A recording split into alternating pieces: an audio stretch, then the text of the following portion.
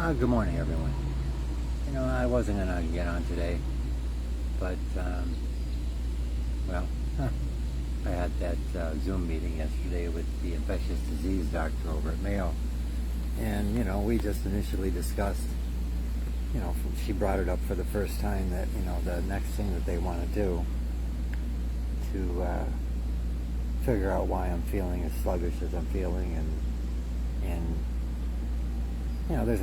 there's a whole bunch of stuff going on. I just a few weeks ago I was parked at a gas station to get fuel for the Durango, and as I was walking from the fuel island to inside the Quick Trips, my balance is so bad that when I walk I look like I'm drunk or high, and there was an officer that noticed that, and he approached me, and because I think he assumed by watching me walk and exiting the vehicle and going into Quick Trips that I was either drunk or high, and that's not the case, so.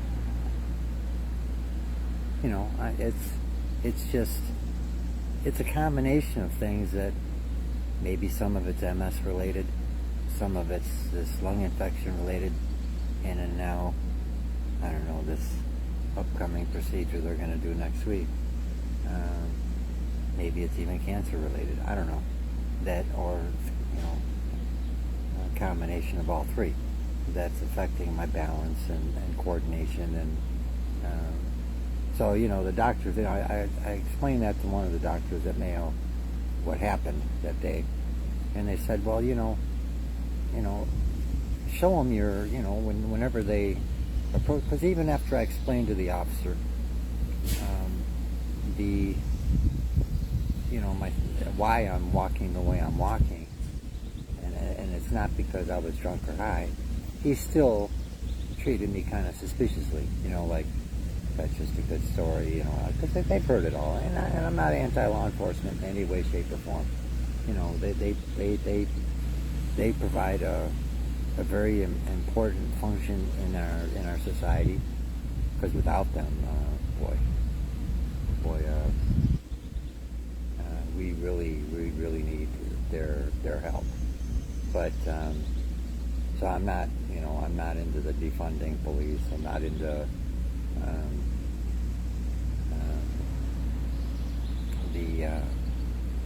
I don't have an anti-police mindset. Even though I've bumped heads with them and I've been in trouble with them in the past, I have no ill feelings towards any of them, because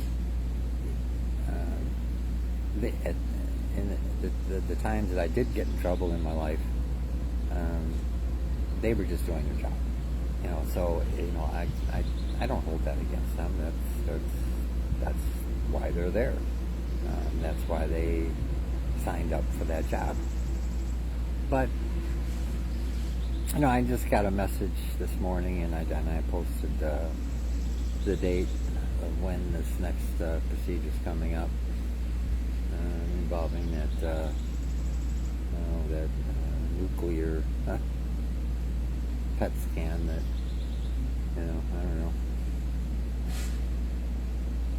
Yeah.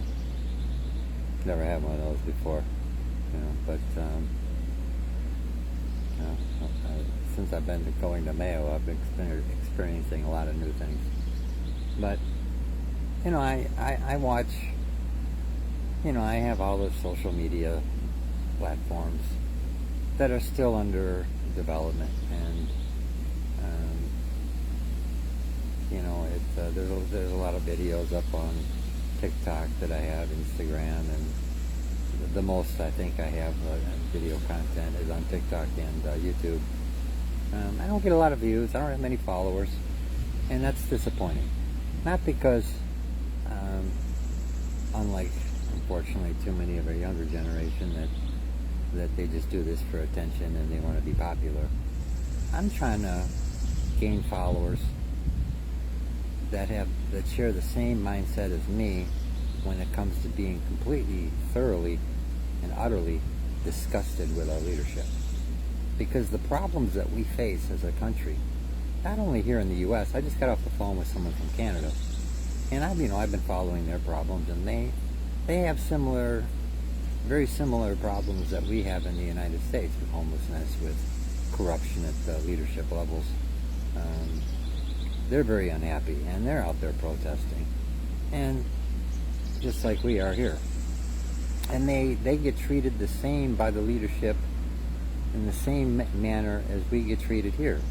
You know, like the Ottawa protests, that basically shut down the Parliament area, or made it very inconvenient for Parliament to get into their offices because there were so many truck drivers and other people in the way, rightfully so, because that's their right. That's our right here, and it's their right in Canada. If you're unsatisfied, our Constitution here in the United States, I'm not going to speak on theirs up in Canada, to our brothers up in the north, but I'm sure they have something similar in terms of those type of protections that allow their citizens to express themselves the same way we can do so here legally. Now, I know there's a big group of you that think that violence is the answer, that revolutionary war, that we need to go back to a Boston Tea Party scenario. As much as I understand that way of thinking, it's not going to work. You can't.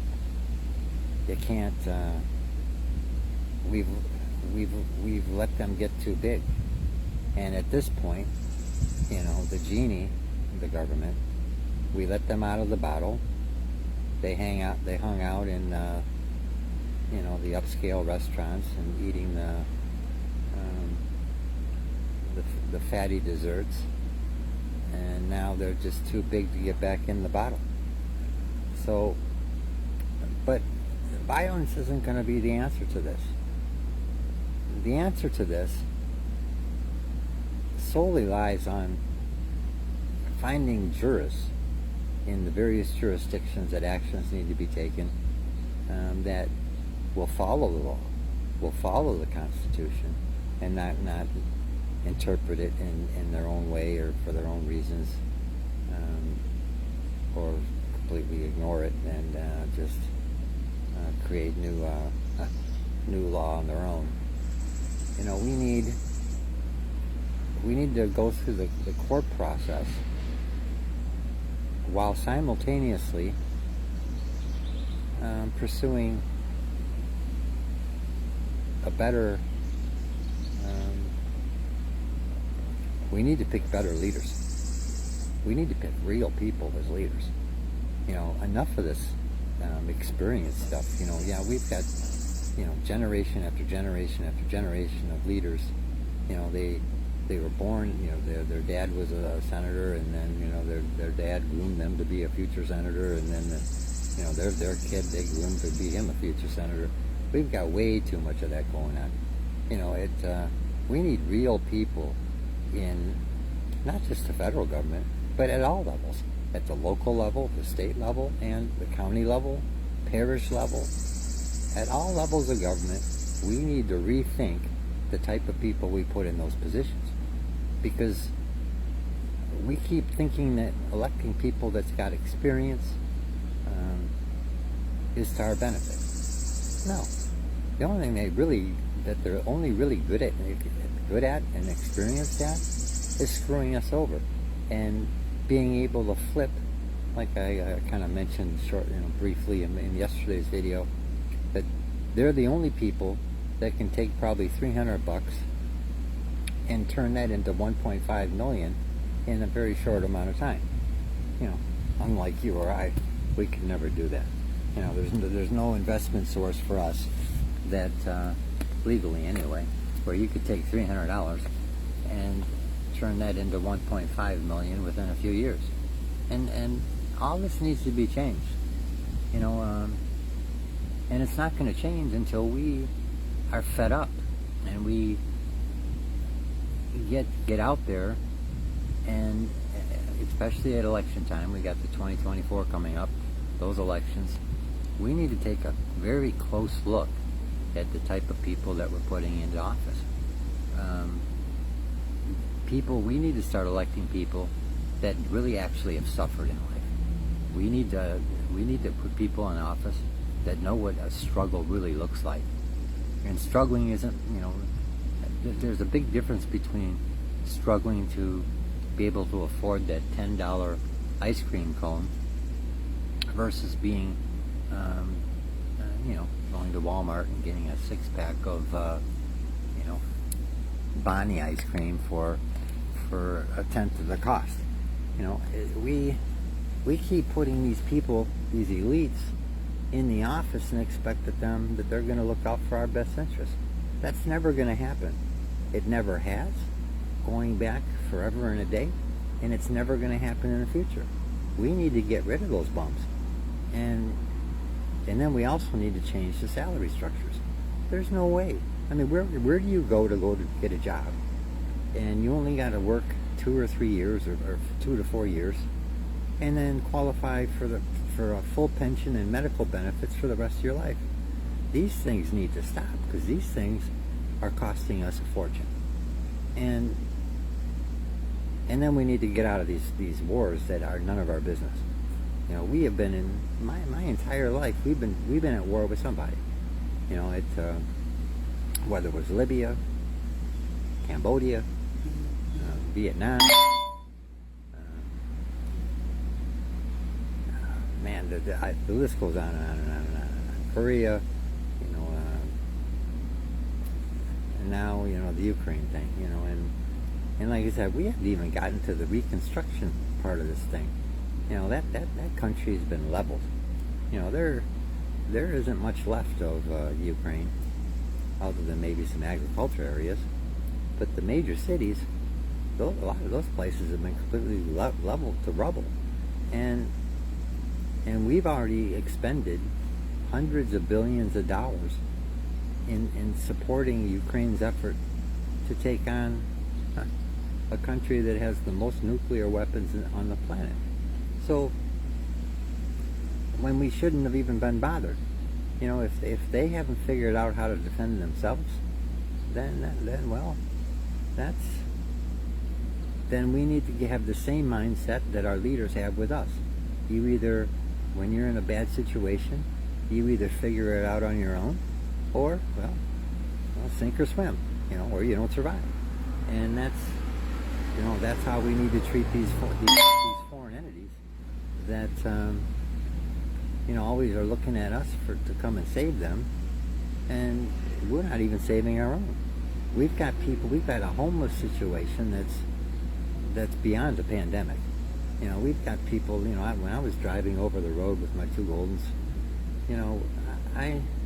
I've seen so much homelessness, and in all climates and all different types of temperatures, and it's a shame, that we leave our fellow citizens in those type of situations to fend for themselves, because there is no meaningful help for those people. There could be, but we give all our money overseas. We give our money, we help everybody else, but the people that we're supposed to be helping right here at home. It's just, it's unfortunate. We've got elderly people that are having a hard time paying for their prescriptions, and to the point where they're cutting them in half to stretch them out. And then we've got pharmaceutical companies that, it's like my medication. Biogen is the big pharma that developed that many years ago, over 20 years ago. And that's when I first got on it. So it was in R&D long before I was prescribed it, and then in clinical trials and all that stuff. So they probably started working on that medication 30 years ago. And I'm sure they invested a lot of money in it. But at the end of the day, here we are, 20 years later, where it's been approved by the FDA for use with MS patients,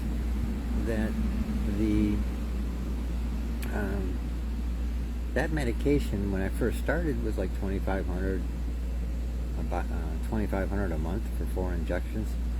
Now it's up to $9,000 a month for 4 injections, and and I think I've said this before. I wouldn't bet the farm on it, but I would think that the cost of that medication for Biogen, they spend more money on the packaging and the auto injector than they actually do the medicine that goes in the auto injector at this point.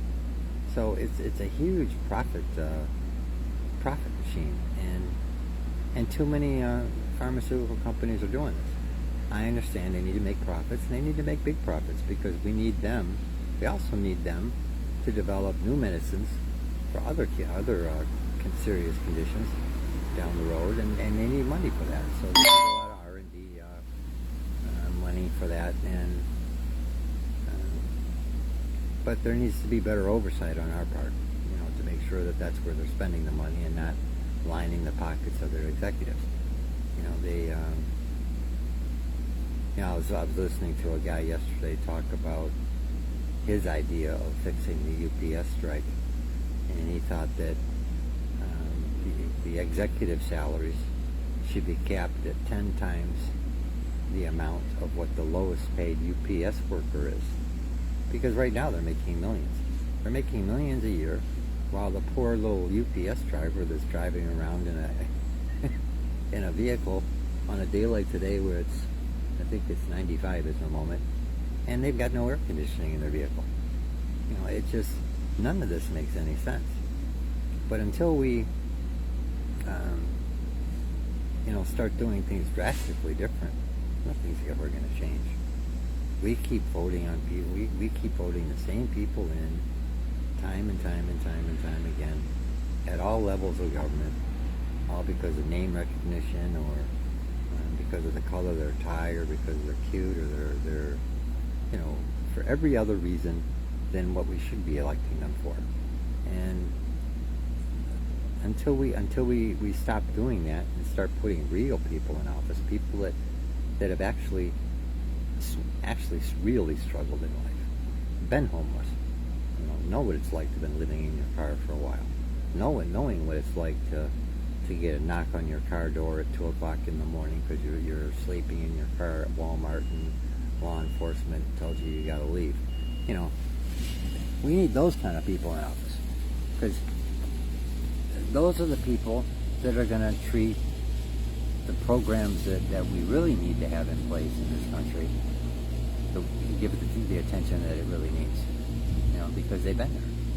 The people we have in Washington now, they haven't been there. None of those jokers have ever been homeless before. None of those people have ever slept in their car before, unless they were doing a quickie with some hooker. It just, we put the wrong people in office time and time and time and time and time again. And I can't say that enough. That's where it is. We need to go to court and fight this in that type of setting. And we also need to change the type of people that we put in there. Stop ignoring the people that have the felony convictions, the misdemeanor convictions. Because at the end of the day, you may think all felons are bad. Anybody that's been convicted of a misdemeanor is bad, but that's not true. And what you got in Washington today is a whole bunch of people that are felons that have just never been convicted. It's just it's an amazing thing, and it's on both sides of the aisle. It's not just a Republican or Democrat thing. They're bad on both sides of that aisle, and we need to do. And 2024 is coming up quick. We need to be ready for that. We need to really get some candidates in there that come from hard times, that come from broken homes, that come from poor neighborhoods. So they don't have a degree from an Ivy League college. Well, what good has that done us? Half the people that we have in leadership positions today brag about how they came from they were educated in an Ivy League college. Where'd that get us? So you can't. We just can't keep doing things the same. over and over and over again. And here I'm barely, I'm broke as hell, but I'm still fighting. I'm broke, and I've got a lot of medical issues, and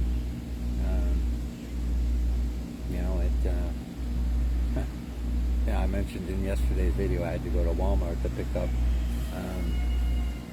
neutral food for my kids, and their freshly pet topper, which is, a more expensive way to feed them than, there's much cheaper ways to feed them, but that's what they're used to eating, and it's healthy. And then my dinner was ramen noodles. So, that's the situation I'm in, and I'm spending every last dollar that's available as it comes in. Hell, I'm spending dollars that haven't even arrived yet, just to get things set up for the podcast and keep the entities that I'm putting together legal. The nonprofit that I set up last year, it finally got its 501c4 approval the other day, or the other week, and so it's free to collect money and donations and do those things. But like I said yesterday, the websites aren't done. There is what is up there and running on the podcast site, nonconformingpodcast.org, is the donation button. And it would be really helpful if some of you people that do have some extra money laying around, that have the same mindset as me as far as just being completely disgusted, put some money where your mouth is, because we're talking about this way too much. You can go to TikTok, you can go to Facebook, you can go all these social media platforms, and you'll never have any shortage of people talking about the very same things I'm talking about. But what are they actually doing other than talking? We can talk about this. We've been talking about this for decades. We've been talking about these problems my whole life. Homelessness is nothing new. Homelessness has been going on my whole life. It's getting worse. And there's easy solutions. These mini houses, whether they're manufactured by Tesla, Elon Musk has a version of his mini house that I think he is reported to run about 10 grand. Or Home Depot's got some mini houses available, and there's other people that are just building them in their barns, and they got websites and they're selling. Which would be an excellent way to deal with the homeless problem. We need to put up some of these tiny home communities, subdivisions, but unfortunately, because of government, zoning ordinances and cities not wanting those type of subdivisions in their area, they don't get done. And the ones that do, the few that do get done, are run like a prison camp. They don't make people that live in those things, from what I'm seeing, feel like it's a home, or their home. Even though it is, in some cases it's not. I was looking at one the other day that they put up a bunch of cubicles inside a warehouse, and they call those mini houses.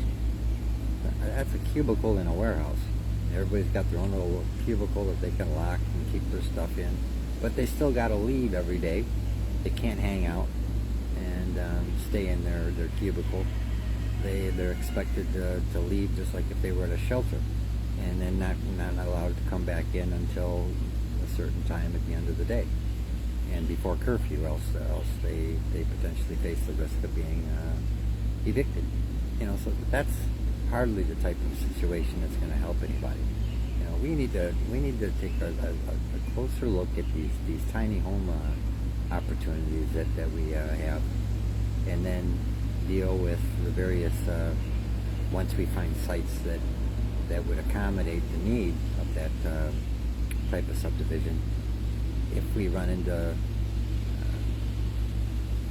flack from the various jurisdictions that don't want it in their backyard or in their community, and they've adopted zoning ordinances that prevent those types of communities from popping up, then we need to challenge that, because that's a quick solution. Those things can be set up in a relatively quick amount of time. We can get a lot of people off the street. Nobody should be living underneath an overpass. Nobody should be living in their car, especially if they got kids. I remember when I was driving over the road, a woman with 3 kids sleeping in her car.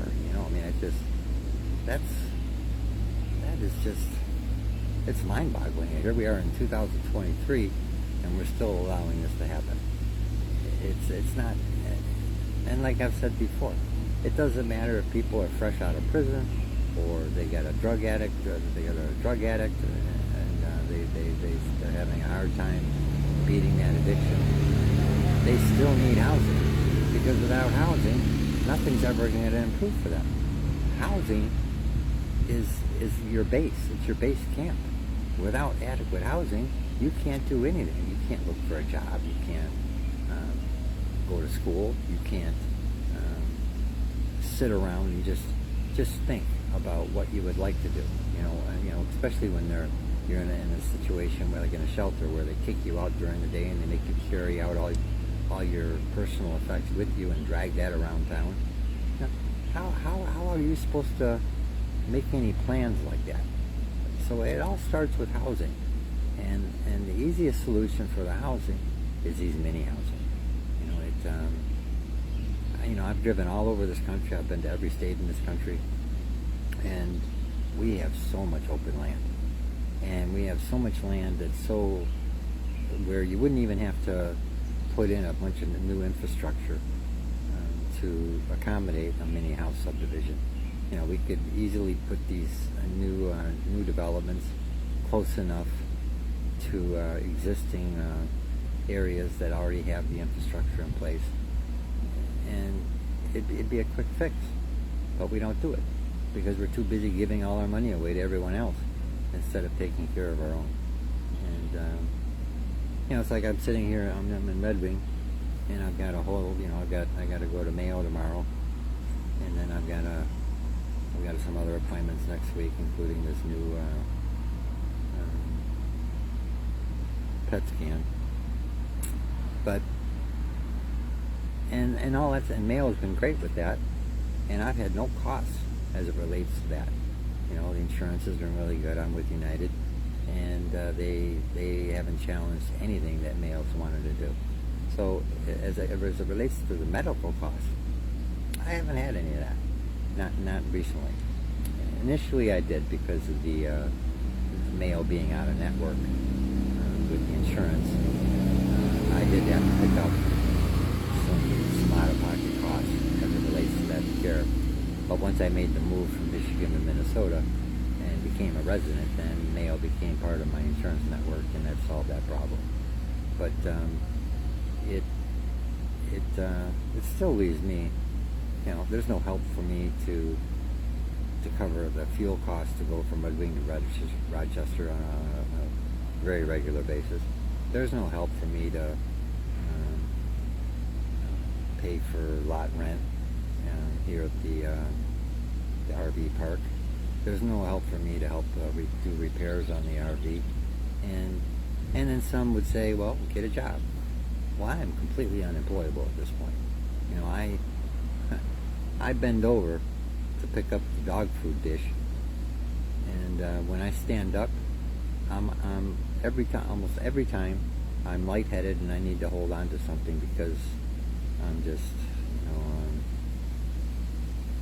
very lightheaded, and I'm really weak. If these 2 dogs ever wanted to, take me for or to just ignore me and just do what they wanted to do, they've already pulled me to the ground a couple times. I can't hold them back. And I shouldn't even be out here now because, like I said, I think it's 95 right now, and I shouldn't be in this heat because heat and MS don't go well together. But I really want to keep pursuing, and I'm going to keep pursuing this. It's just a matter of if it's going to be sooner or later. right now it's been a slow process, and it all boils down to not having enough funding. Because right now I'm out of pocket, a very shallow pocket, and covering these costs myself. And it sure would be nice if some of you would get over there to the nonconformistpodcast.org site and donate a few bucks, to help me with some of these costs. I'm not going anywhere, God willing. I'm going to keep pursuing this because I firmly believe in what I'm doing, and I think it's the best way to pursue change. We need to, it's a two-front attack, and none of it involves violence. That's not going to be the solution to this. Violence is just going to end up killed or put in prison or both. There's a peaceful way to do this, and it's going to require us to finally work together as a team and have some funding. Because they have it. They have unlimited funding, and then when they don't have enough cash on hand, they just make more. We can't do that. I can't go in my pod here and print out some new 20s and 50s, like they do in Washington. My money has to come from legitimate sources. And it doesn't it doesn't fall out of the sky. So that's my rant for the day. Hopefully you guys get over to the podcast site and contribute what you can. And if you don't have any money, get involved. Sign up for and let me know that you want to help in other ways. I could use some ink cartridges, I could use some paper, I could use some IT help with design work on the websites, and there's so many other areas that you I know have the ability to do if you just take the time to do it, and not just keep doing what you've been doing and talking about it, because the time for talk is long overdue. Now it's about doing things in a different way, and we're running out of time, because 2024 is going to be very pivotal. The battle's already brewing in Washington amongst themselves. Even the elites are battling amongst themselves to maintain their power. And it's amazing. I was watching McDonnell during his speech yesterday. And it goes to show you how bad our leadership is. These people are so far gone that they get in front of a camera and they can't even complete a sentence. And he's just staring at the camera, completely lost. I don't know if he had a mini stroke or if I don't know what he said. He's fine, but he's full of shit. He wasn't fine. And we got that Feinstein chick out there on the West Coast. They're wheelchairing her back and forth. We had Chief Justice Rehnquist years ago who disappeared, and everyone said he was fine. He was never fine. He was fine and working from home. Fine and working from home, my ass. The guy was in his 90s. He may have already been dead when they said that, but they didn't want to give the existing president at the time the opportunity to pick a Supreme Court judge. So they kept him alive, or pretended to be keeping him alive, until after the next election. So this shit's got to stop. And there's a lot of changes need to be made, and they're easy to do. We just got to have the right people in office. So keep that in mind when you're considering who you're going to vote for, whether it's school board, whether it's city council, county executives. Have these people actually had any struggles in life? Do they know what it's like to really? Do they have what it takes to lead?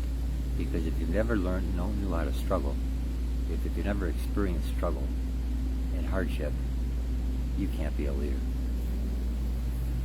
No. Well, I'm going to close for now. But, again, hope y'all have a blessed day. Stay safe. And if you're in one of these hot areas, stay cool. And, if you're not already, learn to become the best non-conformist you can be.